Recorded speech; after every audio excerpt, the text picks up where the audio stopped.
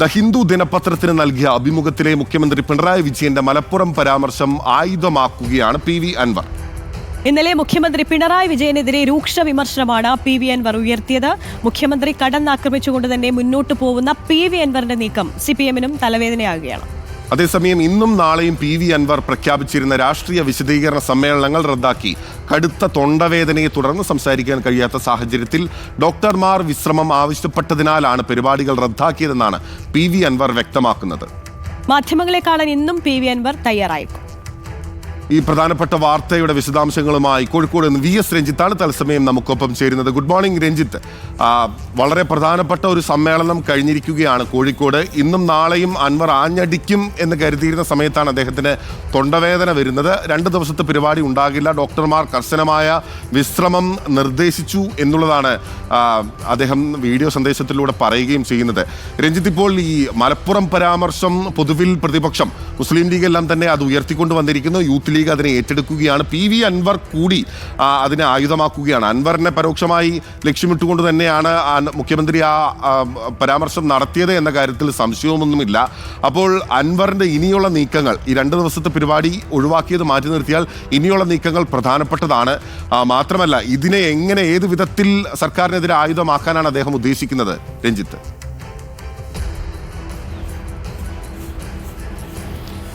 Vinil, P V അൻവറിന് തൊണ്ടവേദന വരുന്നത് സ്വാഭാവികമാണ്. പക്ഷേ അദ്ദേഹത്തിന് തൊണ്ട ഇടറുന്നില്ല എന്നുള്ളതാണ്. കാരണം അദ്ദേഹം പറഞ്ഞ കാര്യങ്ങളൊക്കെ പ്രതിപക്ഷത്തിന് ഏറ്റെടുക്കേണ്ടി വരുന്നു. അദ്ദേഹത്തിന് മുഖ്യമന്ത്രിയുടെ മറുപടി പ്രതിപക്ഷം ഇപ്പോൾ ആയുധമാക്കുന്നു.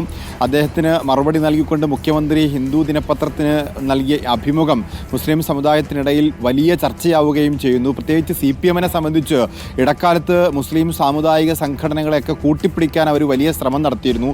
ഈ NRC പൗരത്വ നിയമ ഭേദഗതിയുടെ വിഷയത്തിലാണെങ്കിലും, അതുപോലെ പലസ്തീൻ ഐക്യദാർഢ്യത്തിൻ്റെ കാര്യത്തിലാണെങ്കിലും, ഏക സിവിൽ കോഡിൻ്റെ വിഷയത്തിലാണെങ്കിലും ഒക്കെ വിവിധ മുസ്ലിം സംഘടനകളെ കൂടെ നിർത്താനും അവരെയൊക്കെ ഒരു വേദിയിൽ കൊണ്ടുവരാനും ഒരു പരിധിവരെ മുസ്ലിം ലീഗിനെ ഇക്കാര്യത്തിൽ വെല്ലുവിളിക്കുവാനും ഒക്കെ CPM-ന് സാധിച്ചിരുന്നു.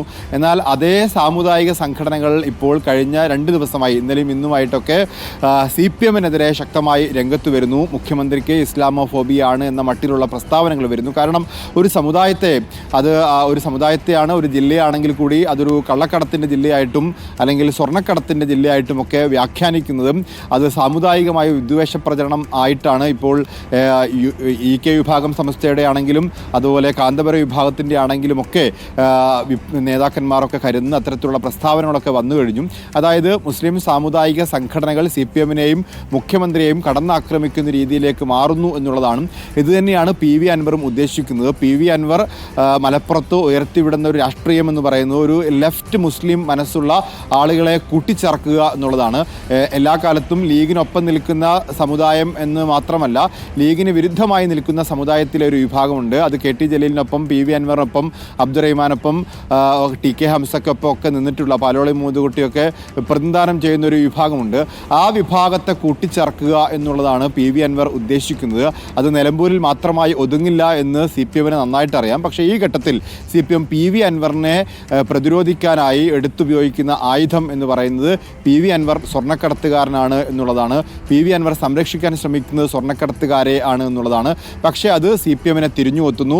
അത് പി വി അൻവർ എന്ന അർത്ഥത്തിൽ മാത്രമല്ല, മലപ്പുറം ജില്ല സ്വർണ്ണക്കടത്തിൻ്റെ ജില്ലയാണ്, മലപ്പുറത്തെ പ്രതികരിക്കുന്ന സമുദായം സ്വർണ്ണക്കടത്തിൻ്റെതാണ് എന്ന രീതിയിലൊക്കെ കാര്യങ്ങൾ വരുന്നു.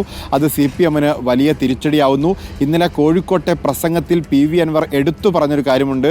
ഒരു സമുദായത്തെ സ്വർണ്ണക്കടത്തിൻ്റെ സമുദായമായി ചിത്രീകരിക്കുന്നത് വലിയ ഗുരുതരമായ പ്രത്യാഘാതം ഉണ്ടാക്കും എന്ന് പി വി അൻവർ തന്നെ മുഖ്യമന്ത്രിയെയും CPM-നെയും ഓർമ്മപ്പെടുത്തുന്നുണ്ട്.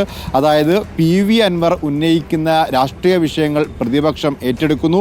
പ്രതിപക്ഷത്തോട് ഇനി പി വി അൻവർ ചേർന്ന് നിൽക്കുമോ, അല്ലെങ്കിൽ പി വി അൻവറിനെ UDF-ന്റെ കൂടാരത്തിലേക്ക്, പ്രതിപക്ഷത്തിൻ്റെ കൂടാരത്തിലേക്ക് കൊണ്ടുപോകുമോ എന്നുള്ളതാണ്. ഏതായാലും ഭരണവിരുദ്ധ വികാരത്തിൻ്റെ ആനുകൂല്യം ഉപയോഗപ്പെടുത്തിക്കൊണ്ട് ന്യൂനപക്ഷ വിരുദ്ധ പാർട്ടിയാണ് CPM എന്ന് പ്രചാരണം നടത്തിക്കൊണ്ട് ഒരു വലിയ മുന്നേറ്റം പി വി അൻവർ സൃഷ്ടിക്കുന്നുണ്ട്. ആ മുന്നേറ്റത്തിൻ്റെ ആനുകൂല്യം ഇനി UDF ഉപയോഗപ്പെടുത്തുമോ, UDF-ന്റെ കൂടാരത്തിലേക്ക് പി വി അൻവർ വരുമോ? തുടക്കത്തിൽ MM ഹസനും കുഞ്ഞാലിക്കുട്ടിയും ഒക്കെ ഉന്നയിച്ച എതിർപ്പ് UDF-ൽ അലിഞ്ഞില്ലാതാവുന്നുണ്ടോ എന്നുള്ളതാണ് ഇനി ഭാവി രാഷ്ട്രീയ കേരളം കാത്തിരുന്ന് കാണുന്നത്.